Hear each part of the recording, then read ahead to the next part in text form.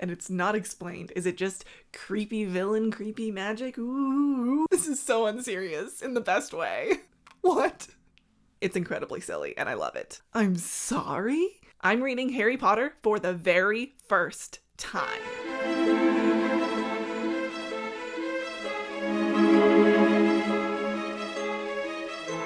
Hello, fellow readers, book lovers, and anyone else who's watching this. I'm Emily at Midnight. Welcome to my channel. And welcome back for people who've been here before.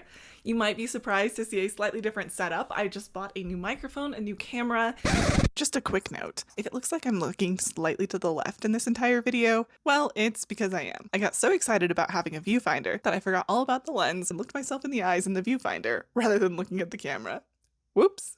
And I'm trying it out with the actual background of my apartment. I'm getting a little tired of the fake backdrops that I've been using, so hopefully we can turn this into more of a standard dynamic where you can see a little bit of my bookcase. I'm sure you saw the title of this video and are at an absolute loss for words, like how on earth could a fantasy nerd have never read Harry Potter? That's gotta be clickbait. Rest assured, you are not led here under false pretenses. I really haven't read Harry Potter, so let's dig into that lore. I grew up in one of those households where I wasn't allowed to read Harry Potter. My mom actually made this decision when I was a couple chapters into the first Harry Potter book when I was about 7 or 9 years old. My parents' reasoning for this decision was because it's about witches and witchcraft and black magic. Oh my! It was wild hearing all about Harry Potter growing up as the books and then later the movies came out. Like, I knew my Hogwarts house. It's Ravenclaw, but I'd never read the books or seen any of the movies. I did eventually watch all of the movies when I was in college, but I never got around to reading the books. So finally, it's time. I wrote down literally every thought that I had while reading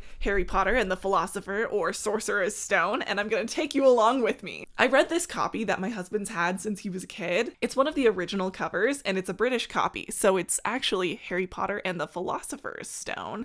I love it so much. It's such a worn copy, and it's just so fun. But before we dive in, I want to make a quick note about separating the work from the author. That's a thing that we can and should be able to do with any work of fiction. You can appreciate and value the things people write without necessarily supporting their views or them as a person. In the words of Brandon Sanderson, a story doesn't live until it's imagined in someone's mind. And in that way, every piece of fiction is separated from its author. I'm super excited to finally read and participate in the Harry Potter universe, but I don't support J.K. Rowling as a person. We don't stand TERFs here, we're pro-trans rights. Also, quick spoiler warning. I think it's fair to assume that no one will be surprised by anything that I could spoil in this video, but I will be spoiling things, and I'll be moving forward with an assumption that you have a basic familiarity with the book. Okay, on to the video. While I was reading, I wrote down all my reactions in my notes app, and I'm basically just gonna condense them all and then spew them back out at you like you're inside my brain. My very first note that I wrote down while reading this book is, I love that Mr. Dursley got hugged by a too excited wizard. Hilarious. So the book starts off on the day that Voldemort disappears, right? The day that Harry gets dropped off, the day that everyone is celebrating in the streets while still in their full wizard garb like they don't look ridiculous. And sending owls back and forth with messages in such droves, even the news reporters are talking about how basically every owl in England is acting up. And on this day, a wizard in full wizard garb comes up to Mr. Dursley in his place of work and just gives him the most excited hug. And that is so funny. I love that Mr. Dursley, being Mr. Dursley and all stiff and grumpy, got hugged by someone celebrating. I love that these silly little guys in wizard's robes are so gleeful they're basically high and they're hugging random strangers in the streets. Like, what is there not to love about that? The best part is it had absolutely nothing to do with Harry Potter or his connection to the Dursleys. This was completely divorced from that. This is just a random stranger being in the same place as Mr. Dursley at the same time, which leads me to assume that people are getting spontaneously hugged everywhere. Just a mass hugging. It's such a funny image. As a side note, however, the book did say that all of England's owls were acting up and it was strange and unexplained, and it makes me wonder if it was happening everywhere else too and the Dursleys just don't care about world news? Or was Voldemort somehow just a threat to English wizards? Because I'm pretty sure he was a bigger threat than that, right? Like, there isn't that much explanation in the first book. But surely people from other countries and wizards from other countries were also concerned about this and would have been sending owls. But only England is reporting on it, or we're getting it through the Dursleys lens, and the Dursleys only watch English news. I will say that's something that has always tickled the back of my mind when I think about this series. What is the scale of the danger here? And for that matter, what's the scale of the wizarding world? I know that there are at least 2 other wizarding schools because of the Tri-Wizard Cup. One's like in France and one is somewhere else. I don't know. But are there only 2 others? Are there no other wizarding schools in the world? Or does Hogwarts only interact with those in their district, like we do with sports at high schools? And is the Ministry of Magic just over England and England's wizards, or is it like a total global thing, but it's just housed in London? And everyone at the Ministry of Magic, from what I remember in the movies, seems to be connected to Hogwarts somehow. Like they're all like friends and relatives of people, and like so they probably all went to Hogwarts. Is it a global thing, this wizardry stuff? Like, do they have a wizarding school in India? Or does magic kind of manifest in different ways in different countries, and so only Europe does the whole wizarding thing, and maybe we get some like animorphs in the Americas or something? I have a hunch, and we'll come back to this a lot, that J.K. Rowling was trying to emulate other middle grade authors like Roald Dahl and wrote a silly, whimsical middle grade fantasy book that focused more on the fun and the whimsy than on the world building. And then she wanted to keep writing it, and it kind of outgrew the original framework of the first book, but by that point it was too late, so we just kind of have unanswered questions and plot holes. Like, it makes total sense for everyone employed at the Ministry of Magic to be British in this middle grade book about wizards, and all of the British wizards are so excited that the threat to humanity is gone that they send out so many owls that all of the owls all over England start acting up. But then once we get to the YA genre, all of a sudden it makes more sense for all of the owls all over the world to have been acting up. That's my musings on that, and we will come back around to that idea several times, so we'll skip on for now and talk about my thoughts on Harry at the beginning of the book. I absolutely loved the characterization of Harry. I love his wit and his silly digs, like this one against Dudley. So Dudley says to Harry, "They stuff people's heads down the toilet the first day at Stonewall," he told Harry. "Want to come upstairs and practice?" "No thanks," said Harry. "The poor toilet's never had anything as horrible as your head down it. It might be sick." Then he ran before Dudley could work out what he'd said. There are a couple of other good ones that I marked too while reading, like Harry clapping back at Snape for targeting him in his first potions class, where after being repetitively targeted, he says, "I don't know," Harry said quietly. "I think Hermione does, though. Why don't you try her?" And we see Harry's wit come out in his description of other characters as well, such as, "Harry thought Flint looked as if he had some troll blood in him." And we also see this wit in his reaction to Aunt Petunia dyeing some of Dudley's old clothes to be Harry's new school uniform before he gets his Hogwarts letter. "What's this?" he asked Aunt Petunia. "Your new school uniform." "Oh, I didn't realize it had to be so wet." Speaking of, I thought the rest of that scene was really funny too. Aunt Petunia replies, "Don't be stupid. I'm dyeing some of Dudley's old things gray for you. It'll look just like everyone else's when I've finished." Harry seriously doubted this, but thought it best not to argue. He sat down at the table and tried not to think about how he was going to look on his first day at Stonewall High. Like he was wearing bits of old elephant skin, probably. I found it especially funny because he's sitting there dreading arriving at school looking like he's wearing bits of old elephant skin when ultimately he ends up going to Hogwarts where he wears like full-length robes and like big old hats with points. And so in the end he does end up wearing baggy clothes to school, but at least it's the same baggy clothes as everyone else. One thing here at the beginning of this book that I was hoping would be explained later and never was, at least not in this book, was how the person who wrote the letter, presumably Dumbledore, knew where Harry was living. I thought that we would get like some conversation with Dumbledore where like he mentions that he can see in their house or something, which feels a lot more creepy now that I'm thinking about it. But yeah, you know, the letter is addressed to him in the cupboard under the stairs and then into the smaller bedroom. So they obviously know exactly where Harry is. And that's never explained, at least not in book 1. And I'm kind of curious about that. A little disappointed to see that it wasn't explained in the first book. Okay, and then we get to Harry's Hogwarts letter arriving. I was so confused by how Uncle Vernon and Aunt Petunia handle that first letter. If you want to hide a letter from a kid, tell them that it's something boring or something. Like, I don't know, the government wrote to him about healthcare reform. Huh? I don't know, something so incredibly dull that a kid would lose interest instantly. I just really think that there are better ways to get a kid to stop thinking about a letter than to tell them that it was written to them by mistake, because clearly it wasn't.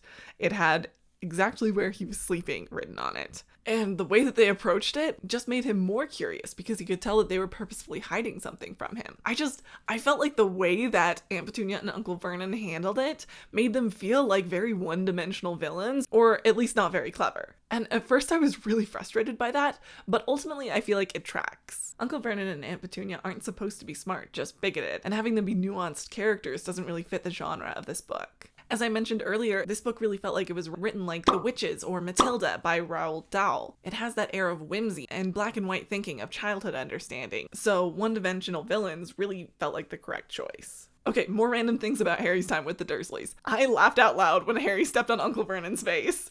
Uncle Vernon was camping out in front of the mail slot to get the mail before Harry, and Harry snuck down early in the morning to get the mail before anyone else, and he steps on Uncle Vernon's face, and it's so funny. Also, we get Uncle Vernon's famous "no post on Sundays" line. And it's so much more fun in the book because as he's saying it, he's also putting marmalade on his newspaper that he's currently reading. And so it just really shows how frazzled he is in the moment. And it's so funny. And on that note, Uncle Vernon accidentally starts acting far more strange than shipping Harry off to a boarding school would make them look. Like boarding up the mail slot and confusing the milkman. You'd think that they would rather ship Harry Potter off to school than do all of this, which is what makes it so comical. Sometimes in our efforts to circumvent an outcome, we bring it on ourselves, like the Oedipus myth. Great social commentary, really. And then the countdown to Harry's birthday was just so masterfully done. I loved it. 5 minutes to go. Harry heard something creak outside. He hoped the roof wasn't going to fall in, although he might be warmer if it did. 4 minutes to go. Maybe the house in Privet Drive would be so full of letters when they got back that he'd be able to steal one somehow. 3 minutes to go. Was that the sea slapping hard on the rock like that? 2 minutes to go. What was that funny crunching noise? Was the rock crumbling into the sea? 1 minute to go and he'd be 11. 30 seconds. 20. 10. 9. Maybe he'd wake Dudley up just to annoy him. 3. 2. 1. Boom! The whole shack shivered and Harry sat bolt upright, staring at the door. Someone was outside, knocking to come in. It's so well timed and paced. I really enjoyed that scene. All right. It's time for what I call the saga of my feelings about Uncle Vernon. Because, well, I had a lot of thoughts, and they kept changing. So, here we go. On page 42, we get this line about Uncle Vernon as he stands up to Hagrid. Uncle Vernon suddenly found his voice. "Stop," he commanded. "Stop right there, sir. I forbid you to tell that boy anything." A braver man than Vernon Dursley would have quailed under the furious look Hagrid now gave him. This line gave me pause as I reflected on Uncle Vernon, and this is what I wrote. Here's the deal. Uncle Vernon is actually really brave. He gets a lot of slack, but he genuinely believes he is helping Harry by keeping him from the weird world of wizards. And that actually means a good deal.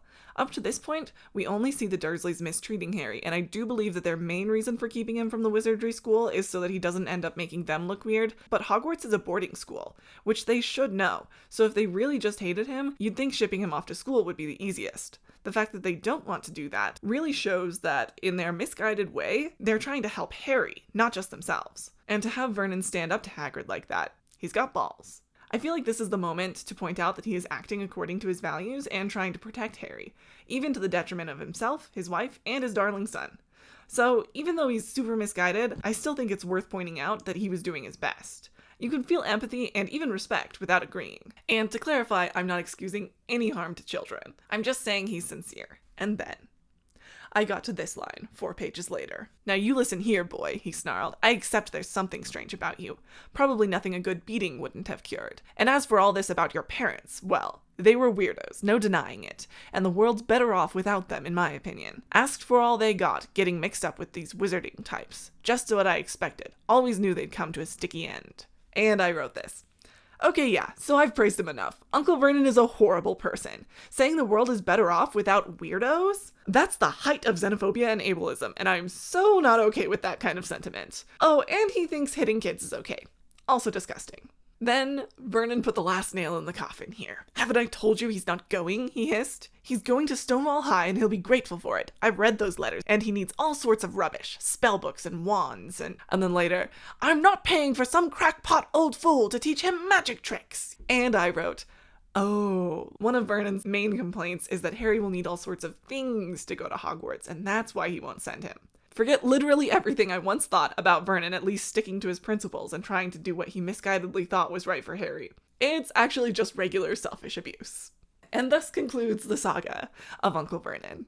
Now we are on to Harry and Hagrid in Diagon Alley. Okay, my favorite part about the entire trip to Diagon Alley was Harry learning that the entire reason that all of the wizards have agreed to keep themselves a secret from the Muggles is to avoid Muggles pestering them for magical solutions to their problems. What a lovely piece of world building. Because in all of low fantasy, or fantasy that takes place in our world, there are these convoluted reasons for why every single magical being works together at their topmost priority, which is keeping regular humans from finding out about magical beings or supernatural beings. And Rowling really just said, nah, I'm not here for convoluted reasons. If you have magic, then everyone wants your help, and no one wants that. So you best just keep yourself a secret.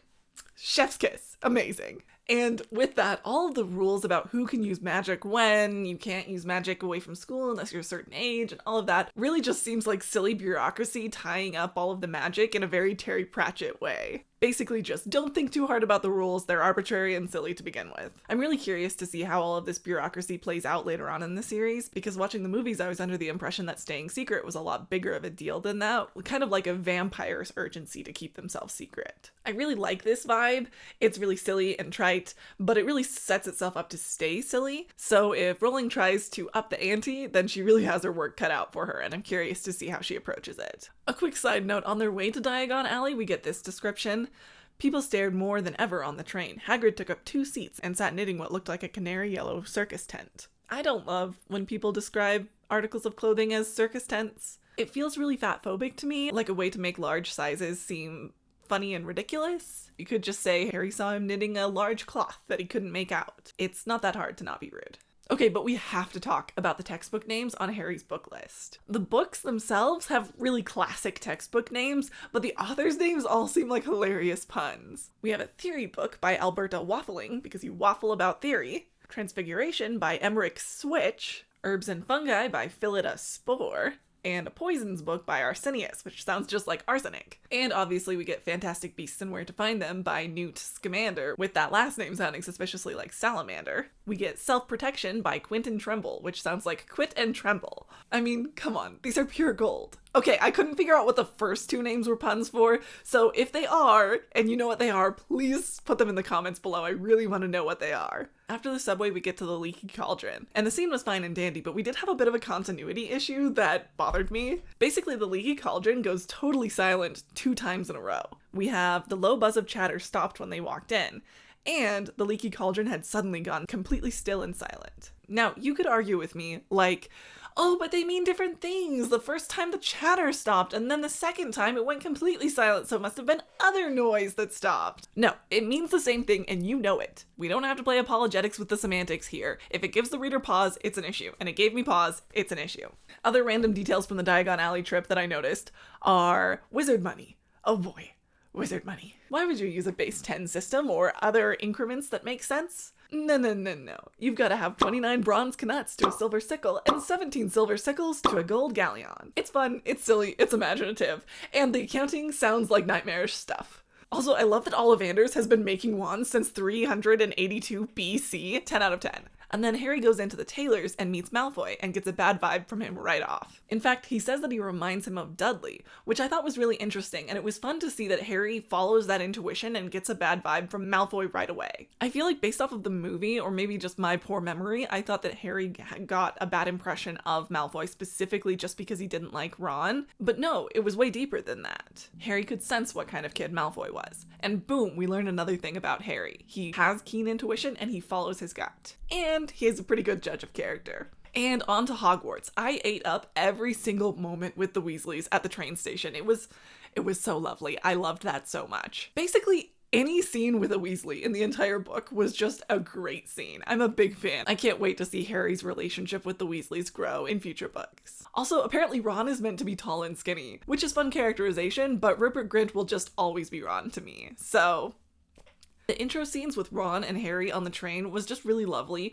We see that Ron finds Harry very interesting, obviously, but Harry finds Ron just as interesting, and that reciprocity between them was just really cute and lovely. Okay, and then here on the train, I started getting petty about inconsistencies again, so bear with me. Earlier, on page 46, we have Harry and Hagrid talking together, and Harry corrects himself from saying Voldemort. What happened to Sorry, I mean you-know-who. Even though, prior to this, the only interaction that Harry had had with Voldemort was Hagrid being afraid to say his name. It begins, I suppose, with a person called, but it's incredible you don't know his name. Everyone in our world knows. Who? Well, I don't like saying the name if I can help it. No one does. Why not? Gulping gargoyles, Harry. People are still scared. Blimey, this is difficult.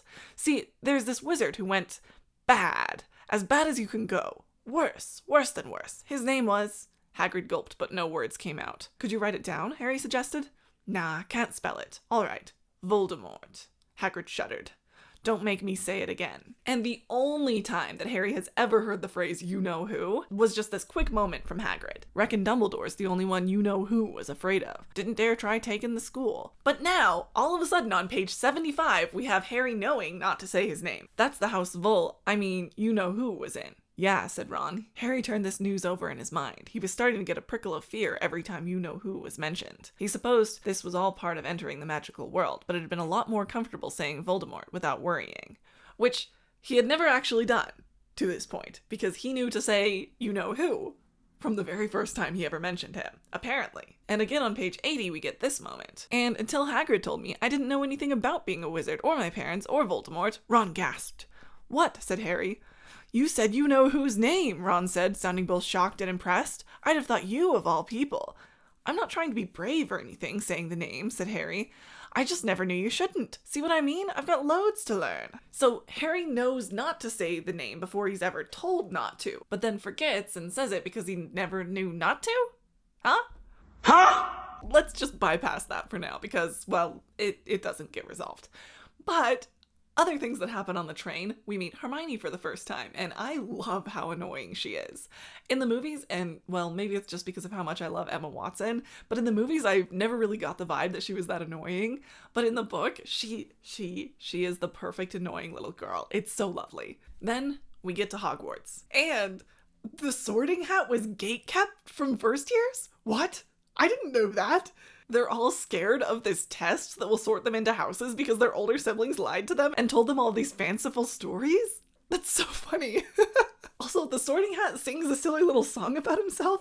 What? This is so unserious in the best way. Okay, in the Sorting Hat's song, though, I had an interesting revelation. Hufflepuff is basically an insult in the book, and almost invisible as a house in the movies. But in the song, we actually get a really flattering description of them. They're just and loyal, patient and true, unafraid of toil. Why couldn't we see more Hufflepuff love in the Harry Potter world? They sound great. Slytherin, on the other hand, basically, in the song, they're just described as cunning and have no morals. No favors done for Slytherin in this song. Then we do the Sorting Hat moment, and Harry has his whole not Slytherin bit.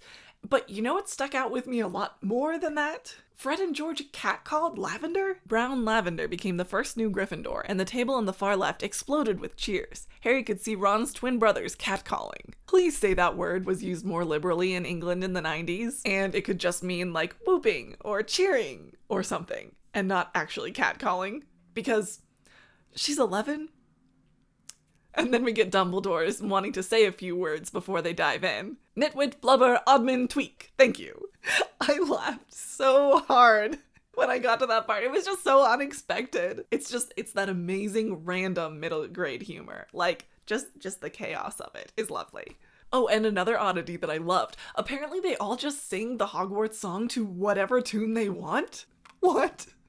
You know, like, you can't make this stuff up. Someone did. And because of this freedom, Fred and George decided to sing it to a funeral march, and were singing it so slow, probably to annoy everyone who already hated it. But Dumbledore paid no mind, just kept conducting them alone until they were done. Also, man, reading the book settled a deep-seated issue that I've always had with Hogwarts. I've spent my whole life since watching the first movie wondering, nay, fretting, over how on earth anyone ever gets anywhere reliably with a staircase that moves. But alas, it has finally been resolved and I can rest easy. It doesn't move randomly, it leads to a different place on Fridays. That is not what it looks like in the movies, but it makes so much more sense. Give us some structure, yes. I always wondered how anyone got anywhere with staircases that moved, and yet people were always able to get to their classes on time. Of course, if the stairs lead you to a different place on a schedule, that is something I can get behind. On the other hand, it would also be a navigational nightmare if the portraits,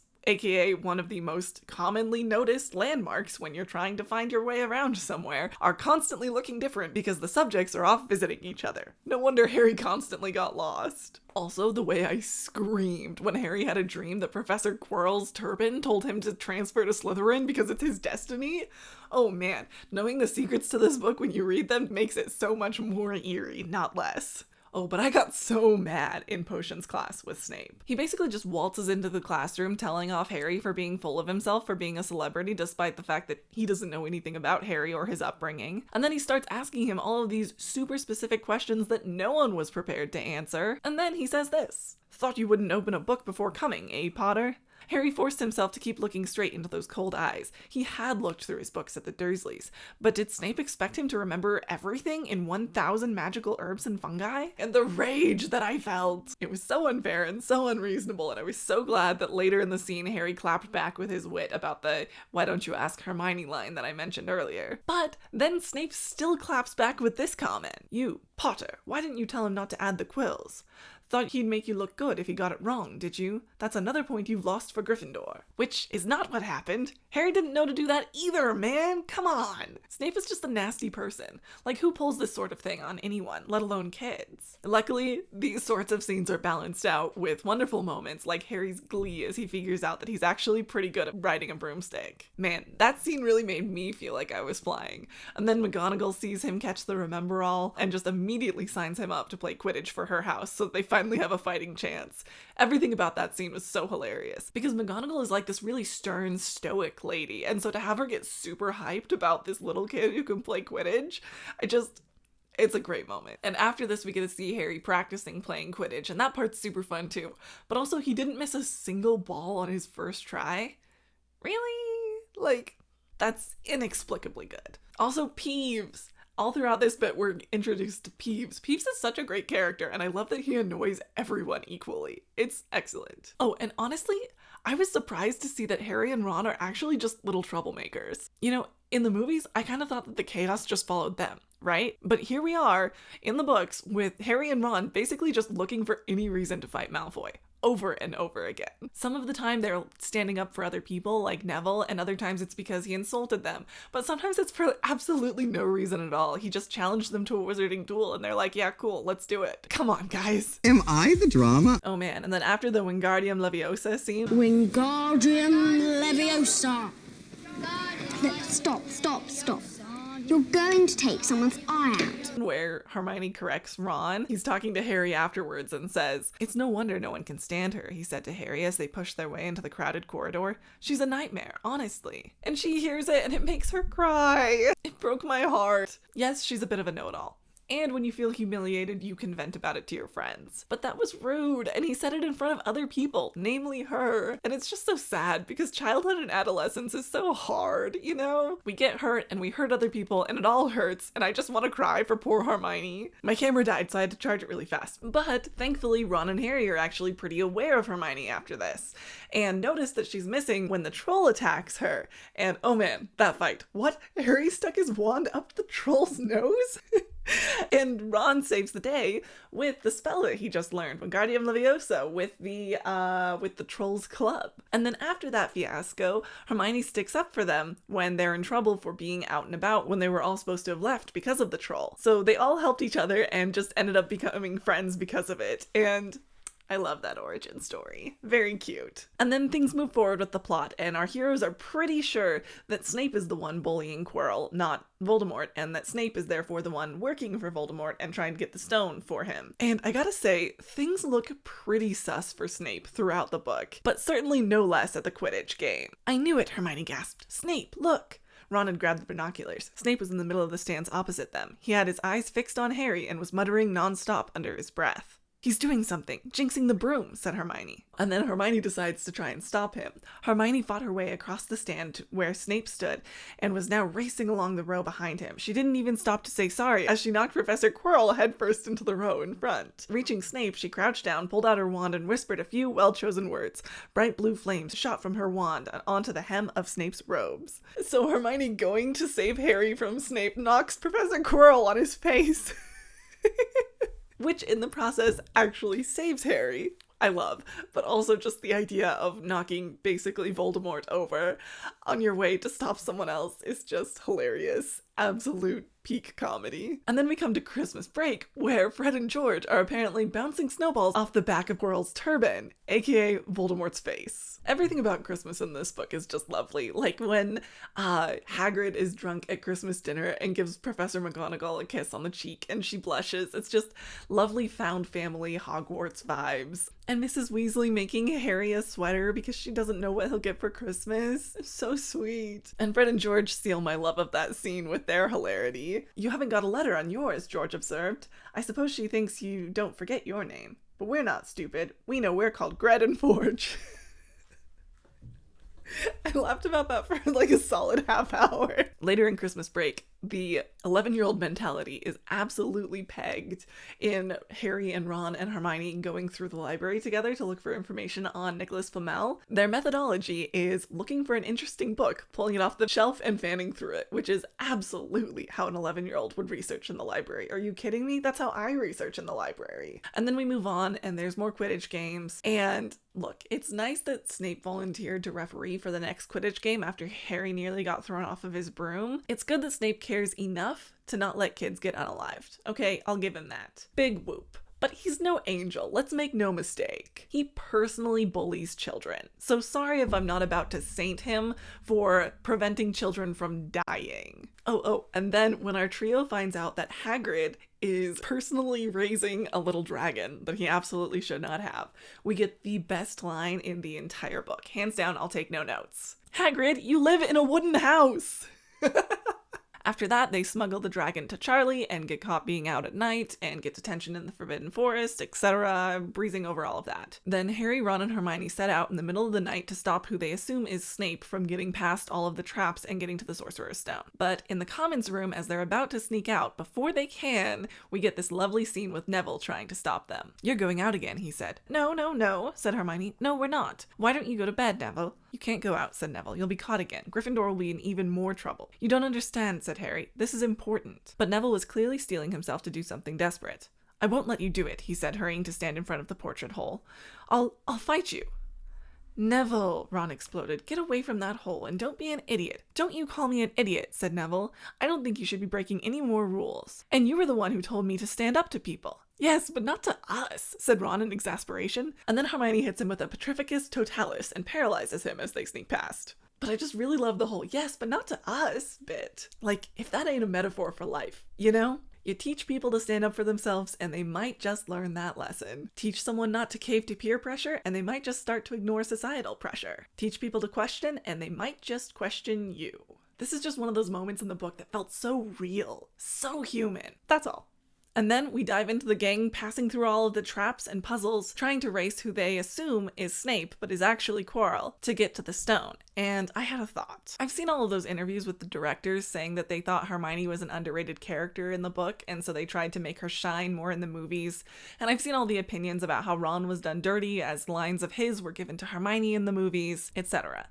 I will say, I don't remember the movies very well, but what I am noticing is in the book how the characters really balance each other out very well. Hermione is super smart and knows far more spells than any other first year, but when they get tangled up in the vines after passing Fluffy, even though she knows exactly what the vines are and what they need to do to get past them, Ron has to be there to remind Hermione that she doesn't need matches to light a fire because she's a witch, she can use magic. It just really shows their strengths together. Hermione is really smart, but she also gets flustered and she's new to the whole witch thing. Ron doesn't know the spell, but he knows when to call on his friends for their strengths, and is familiar enough with being a wizard that using magic to solve their problems comes second nature to him. They're just really well balanced in the book and in this scene in particular. Okay, but I also have thoughts on the traps themselves. If you're trying to keep someone out, why leave broomsticks in the room where you need to fly to catch the key? Why not make it harder by not providing the would-be thieves with the way to get the key and the way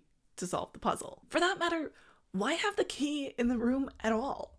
Why not have the professor who made the enchantment keep the key on their person, or lock it in Hogwarts or Gringotts somewhere? All of the traps feel like riddles or puzzles, which is great for a scene where 11-year-olds need to showcase the skills that they've been learning to solve problems, but less great for foolproof traps that are supposed to be as secure as Gringotts. You know? Like, why did Snape put a series of clues that would tell the person which potion they needed to get through the fire? And for that matter, why include the potion at all? Surely if you didn't want the thing stolen, you wouldn't provide a way for the person to get through and steal the thing, right? That way only you would know what you need to bring to get through the room, and thieves would get stuck in the room forever. Problem solved. Also, there's this moment where Hermione explains which trap belongs to which wizard so far, and somehow just like knows them all. But that was really hard for me to believe, because surely more than McGonagall knows transfiguration, right? More people than Snape know how to make potions. Like, anything that you teach an 11-year-old how to do should be something that any teacher would know how to do, right? And one would hope that the professors wouldn't just set their specialty trap that anyone would assume would be the one that they would use. Like, the plant that they use as one of the traps is one that they give the secret of to first years? They couldn't think of anything more difficult or hard to handle? Do you get what I'm saying? It just doesn't make that much sense. Also, are there only 6 teachers at Hogwarts? Because there were 6 traps, and Hermione knew exactly which one belonged to which professor. But as for Hermione working out the riddle that Snape left with the potions, I was really disappointed that Hermione didn't work that out with us. They didn't show us a picture of the potions or even explain all of the bottles, and so there was no way for you to solve the riddle along with her, and she didn't even solve it out loud. She just thinks for a minute and then says, I got it. And they move on. Good puzzles in writing are either just harder than a reader can solve along with the character so that you're impressed when the character solves it, or just within your grasp so you solve it right alongside them, if a little bit before, and then you feel proud of yourself for solving the puzzle. So to have a riddle and then not be given enough information to even visualize the issue, let alone solve it, was just so frustrating. So frustrating, in fact, that I decided to look up the image of the potions from the official Pottermore website and solve the riddle on screen with you. You're welcome. Okay, my camera died again. We're having some technical difficulties. I am going to talk a little bit quieter because it is now after midnight and I have a neighbor who sleeps through that wall. So let's go through the potions puzzle. So let me read the riddle. Danger lies before you, while safety lies behind. 2 of us will help you, whichever you would find. 1 among us 7 will let you move ahead. Another will transport the drinker back instead. 2 among our number hold only nettle wine. 3 of us are killers, waiting bidden in line. Choose unless you wish to stay here forevermore. To help you in your choice, we give you these clues 4. First, however slyly the poison tries to hide, you will always find some on nettle wine's left side. Second, different are those who stand at either end, but if you would move forward, neither is your friend. Third, as you see clearly, all are different size. Neither dwarf nor giant holds death on their insides. Fourth, the second left and second on the right are twins once you taste them, though different at first sight. Do you kind of see how it's really impossible to solve this without an image, because there's like sizes that are being told and they don't tell us which number in the line is which size. It's such a shame that we didn't get to do that along with Hermione. So let's do it now. So basically what that tells us is that there is a potion that will let you move forward, 1 that will let you move back, 2 potions are nettle wine, and 3 are poison. So I've set up a logic puzzle grid here so we can follow along and solve the puzzle. The first thing that we need to take note of is wherever there is wine, there is poison directly to the left. The second clue tells us that neither the first one nor the last one are the ones that will take you forward. So here we see 1 and 7 can't move you forward. And we also know that they can't be the same. The third clue tells us that neither the dwarf nor the giant, the biggest and the smallest ones, which are 3 and 6, aren't poison. So I've marked that here. And then the last clue talks about the second on the left and the second on the right. They're the same thing. And we know that 6 is not poison, so therefore we know that 2 is also not poison. And since we know that they're the same and not poison, the only other option that they could be while still being the same thing is the wine, since there's no other set of 2. So we know that 2 and 6 are wine. And we know that where wine is, poison is always to the left. So since 1 and 5 are to the left of 2 and 6, 1 and 5 are poison. Now remember, 1 and 7 can't be the same, And since we know that number 1 is poison, we know that 7 cannot be poison, which leaves us with only one option left for 7. It's the move backward potion. That then tells us that there's only one option left for 3, and it's the move forward potion, making the remaining vial, number 4, poison. There we have it, our final chart, and we see that according to this picture, we've got the poison and then nettle line, the move forward potion, poison, poison, nettle line, and the move backward potion. There you have it, folks. That's what it would have been like had Hermione thought through it with us. As for another one of the puzzles, I was really glad that Ron is good at chess, but also that scene is absolutely cursed. If you're on the internet enough to find my video, you know why. I make my move. I will take the king. You're free to check the king. No, run, no! Okay, but also the stakes in this scene are so much higher than they were in the movie. Like, in the movie, he rides a horse as the knight. I never got it in the movie. Why is it so self-sacrificing to let the horse that you're riding be knocked over by the queen? Maybe he got hurt in the movie, I don't know. But man, in the book, Ron, Harry, and Hermione replace the stone chess pieces. Meaning, Ron gets fully body slammed by a, larger than life slab of marble. Just full body slam. No wonder they were worried. No wonder they said, no, you can't sacrifice yourself, because he could have died. Okay, and then once Harry gets to the Mirror of Erised and meets Quirrell, I have questions. How did the stone get in Harry's pocket from the mirror? That's not even how the mirror works. Isn't it supposed to show you what you want most, not give you something you don't want? I'm just so confused. Did the magic of it change? Now it gives you physical objects? And then, how did Voldemort know Harry was lying? And more than that, how did he know it was in his pocket? I don't understand, and it's not explained. Is it just creepy villain, creepy magic? Ooh. What? Does he have mind powers? Also, why does Harry hurt Quirrell by touching him? Why is there this sizzling thing? What's going on? Does one Horcrux touching another hurt that Horcrux? I feel like we would know if that was the case. Or is Harry just meant to be so purely good that he burns evil out of someone? What's the deal there? What? Someone explain. But I guess it just works that way, and so Harry gets out alive or whatever and wins. Yay! And then on top of all of that, it seems like if Harry hadn't been there, Quirrell never would have been able to get the stone, because Quirrell wanted it and Harry didn't. Shouldn't Harry have been considered a nuisance who almost let Voldemort get the stone, rather than a hero who stopped him from getting it? Unclear. But if that's the case, it's incredibly silly. That's the end of the main drama of the book, and I'm left with thoughts like, interesting that Snape specifically went out of his way to save Harry's life in the Quidditch game, not for the sake of saving a child's life, but specifically to pay off his debt to Harry Potter's father, who saved his life once. That detail makes Snape far worse in my eyes, because apparently he doesn't save kids to prevent kids from being unalived. In fact, he saves kids for his own selfish reasons. And otherwise, he might not. Oh, and then Dumbledore kind of hints that he might have meant for Harry to face Voldemort. At 11 years old? I'm sorry, nope.